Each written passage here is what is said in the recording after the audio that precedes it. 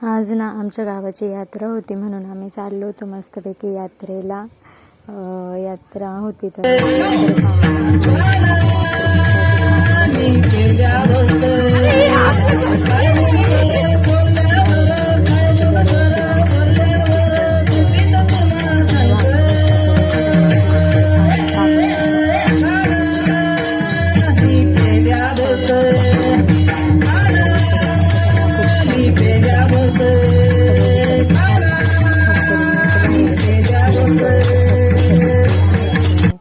आणि मस्त छान असं भारूड केलेलं होतं. सकाळी मग रात्री खूप थकलं होतं. सकाळी जुईला घेऊन मम्मी बसलेली होती. मम्मीने दाट होती मस्त जत्रेला, तर मम्मी जवळ बसली होती. चिप्स वगैरे खायचं काम चाललं होतं तिचं छान मस्त.